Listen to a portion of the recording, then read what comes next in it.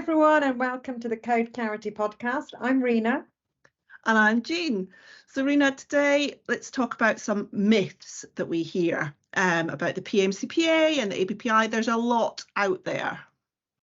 Yeah, I think that's right. And I know we've collected these myths over the years, but what I'm really happy about is that Alex Fell, who's director of the PMCPA, will be coming to conference this year, and he's going to be hopefully dispelling some of these myths.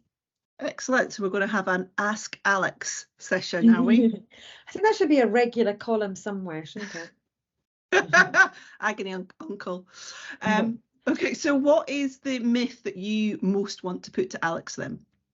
I think for me, it's probably one that we hear a lot from compliance folk within the industry, and that is this sort of perception that the PMCPA expects certificates of attendance.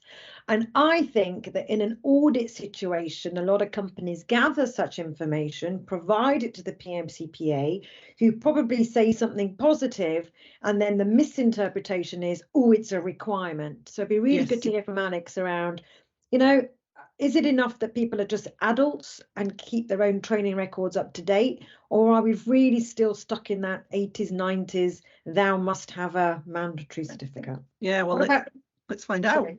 Yeah, exactly. And what about you? What's the key thing you'll be looking for? For me, I think the main one that I hear a lot of is that it's almost like a fear that there's a cumulative effect to complaints. So usually you would think of an audit is when the PMCPA or the appeal board feels that there's been a, lack of understanding, or there's a serious issue with the processes in a company. And a lot of companies that have been hit with sort of consecutive complaints, I think have this fear that just the very nature of the fact that they've had all these complaints means that they are more likely to be in an audit situation, which I'd be interested to see whether that's true or not. Do the PMCPA panel sit there and go, oh, it's these people again, they must be really bad, or is each case kind of looked at individually? And actually, we found out quite recently that members of the panel are assigned companies. So some of them are very busy with certain companies. And is that a good thing or a bad thing? Do they carry some bias?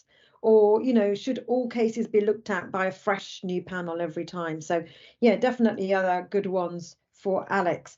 But I think what I'd really like to say to everybody is that if you've got any of your own myths, or you're worried that they're actual requirements, why don't you come along to conference and put them to Alex yourself? Yeah, brilliant. Hope to see everyone there. Bye. Yay. Bye.